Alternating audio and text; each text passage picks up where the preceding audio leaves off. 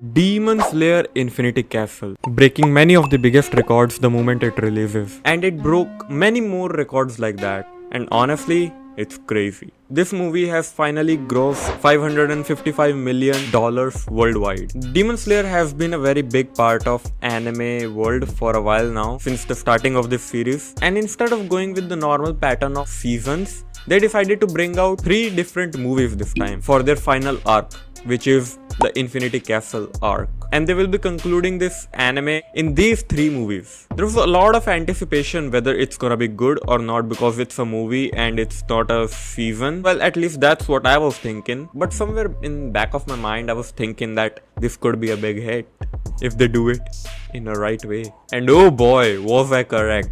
So the first movie was announced back in June 2024, and after the announcement of that movie, season 4 was being released. So the hype was very easily created for this movie as well, since we are immediately getting the season 4 just after the announcement of the final arcs movie.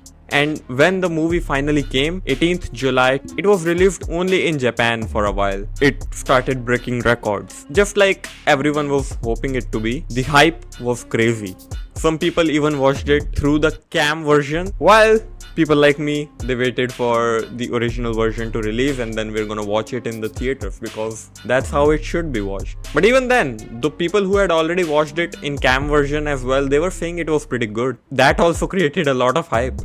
And then it finally got released after a while worldwide and it started breaking international records. The moment the tickets were released, I just had to go and purchase them because if it's an anime movie, I'm gonna watch it, and if it is this much hyped up, of course I'm gonna watch it. There is no way am I gonna miss out on this masterpiece. And oh boy, did I select the right theater this time. So this one was ICE, the theater I selected. So in normal 2D theaters, there's a screen, there's speakers, surround sound and all that, right? But in ICE, there are panels on each of the sides. First layer of panel, second layer of panel, third layer of panel, until the very end of the room. And there are projectors on the ceiling to reflect the light, whatever was gonna be shown on the screen. All of them sync together and they make a much better experience. This was the first time I have actually tried watching ICE, and when I entered, I was like,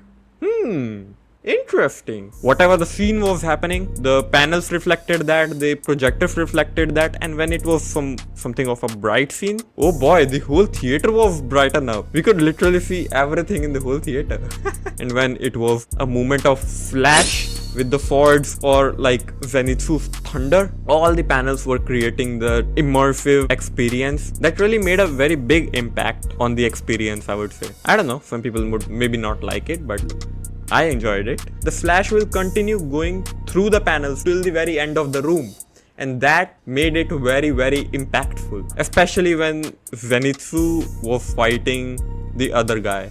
I don't remember his name, but that was crazy. All the fight scenes were just very good.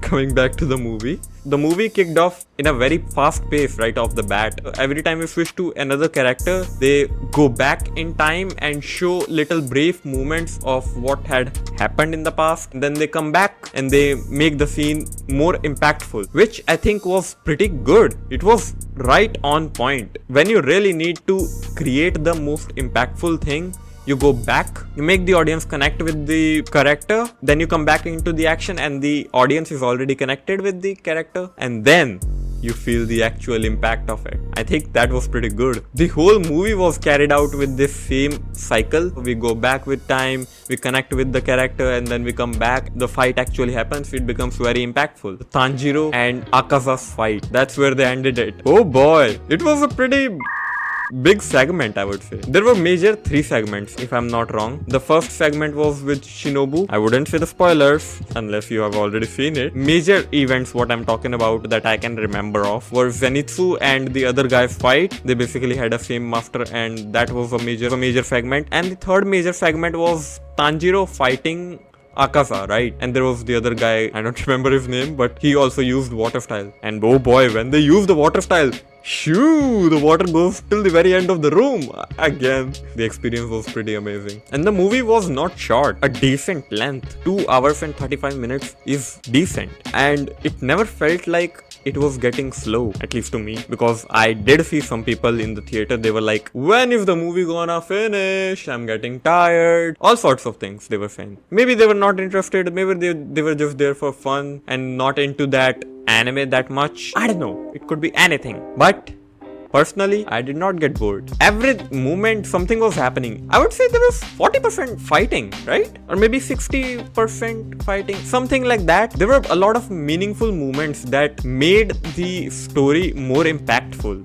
And I think that was pretty important. If honestly all you care about is fighting, you're probably gonna say that they wasted a lot of time. But if you really want to feel the impact of the story, I think what they did was pretty important and it made the movie very great. Overall, created a very deeper experience for the viewers to watch the movie, for the viewers to feel the story. And I think that was job well done. And honestly, if you have still not watched it, you really need to go and watch it in theaters, not at home.